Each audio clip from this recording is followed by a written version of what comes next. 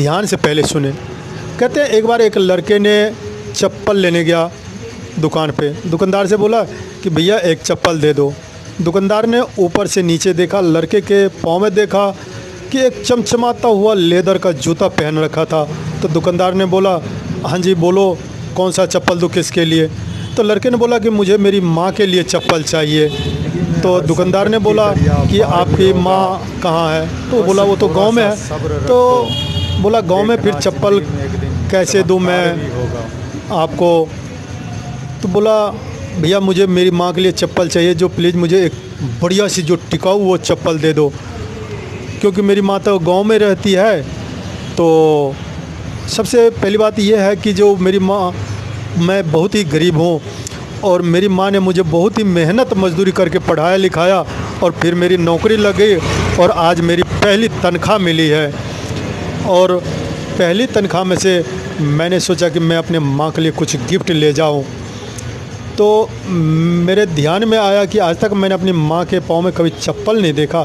तो मैंने सोचा कि सबसे पहले मैं चप्पल अपनी माँ के लिए ख़रीदूँ, तो प्लीज़ भैया एक बढ़िया सी चप्पल दे दो। तो दुकानदार ने बोला कि भैया बुरा न मानो तो एक बात पूछूं? लड़के ने बोला हाँ जी पूछो। बोला भैया आपकी तनख्वाह कितनी है? लड़के ने बोला 15,000 रुपये तनख्वाह है। तो बोला आपका कुछ रहने खाने पीने का खर्च हो भी तो होगा? तो लड़के ने बोला हाँ जी मेरे रहने खाने पीने के मिला जुला के खर्चे 10-12 हज़ार रुपये खर्चे हो जाते हैं, 3-4 हज़ार रुपये महीने का बचा लेता हूँ। तो वो 3-4 हज़ार रुपये का मैं सोचा कि मैं पहले अपने माँ के लिए गिफ्ट खरीदूँगा। दुकानदार ने बोला ठीक है जी, तो आप बताओ कैसा चप्पल दूँ और साइज़ कैसे करोगे? तो लड़के ने बोला कि रुको भैया मैं साइज़ बता रहा हूँ।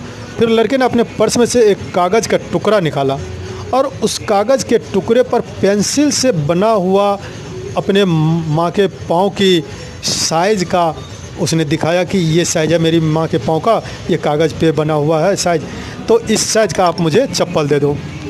दुकानदार ने गया और साइज़ देख करके उस साइज़ का उसको एक बढ़िया सी चप्पल ला के दे दिया। तो लड़के ने बोला कितने पैसे की है? तो दुकानदार ने बोला 800 रुपये की। लड़का बोला कोई बात नहीं जी, ये लो जी। उसने पैसे दे दिया और फिर कहा डब्बा पैक कर दो। डब्बा पैक कर दिया दुकानदार ने, लड़के ने लिया और चल दिया। फिर दुकानदार ने दबे हुए आवाज़ में बोला भैया रुकना। लड़का ने रुका, हाँ जी बोलो। तो बोला भैया एक बात मैं आपसे कहना चाहता हूँ, जो प्लीज़ भैया जो भी बात मैं कहना चाहता हूँ आप मेरी बात को सुना और मना मत करना प्लीज़ भैया। तो लड़के ने बोला हाँ जी बोलो। बोला आप घर जा रहे हो अपने माँ के लिए चप्पल लेकर के, तो ये तो आपने ख़रीदे हो और ये दूसरा डब्बा मेरी तरफ से माँ के लिए लेते जाओ और माँ को चरणों में कहना मेरा प्रणाम है और माँ को कहना माँ अगर ये चप्पल टूट जाए तो ये दूसरा पहन लेना, कभी खाली पाँव मत चलना माँ, प्लीज़ भैया मना मत करना, इसे ज़रूर लेके जाना और माँ को मेरी प्रणाम कहना। लड़के ने बोला कोई बात नहीं, अच्छा जी ठीक है दे दो। फिर लड़के ने बोला दूसरा डब्बा लिया और चलने की कोशिश की। तब तक मैं दुकानदार ने बोला कि भैया एक आपसे मैं दरख्वास्त करना चाहता हूँ। तो लड़के ने बोला हाँ जी बोलो भाई साहब। तो दुकानदार ने बोला भैया वो जो आप कागज़ पर जो माँ के चरणों का जो वो साइज़ ले रखे थे पाँव का, वो कागज़ हमें दे दो।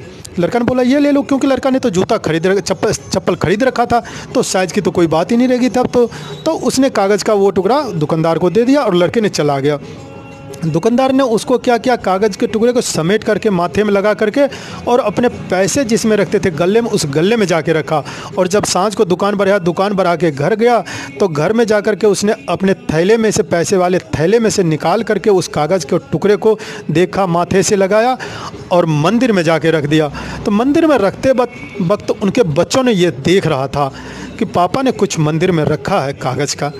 तब बच्चों ने उसके पूछ दिया कि पापा ये जो मंदिर में आप कागज़ के जो टुकड़े रखे वो क्या है?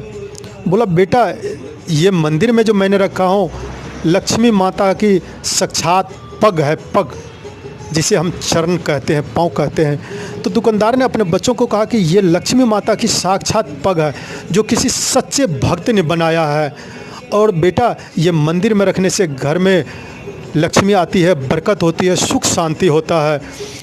तो कहते हैं माँ जो होती है वो तो साक्षात लक्ष्मी होती है, माँ से बढ़कर दुनिया में कोई नहीं होता। दोस्तों माँ की हम कितनी भी सेवा करें वो कम है। इसलिए माँ को रहते हुए माँ को माँ की तरह रखो। माँ को भी पता चले कि हमने अगर किसी बच्चों के लिए कुछ किए हैं तो बच्चे भी माँ के लिए कुछ किया, क्योंकि माँ तो माँ होती है। इसलिए दोस्तों, आप सभी इस वीडियो को अगर अच्छा लगे हो तो दूसरों को भी शेयर करें और आप भी इस पे अमल करें। धन्यवाद।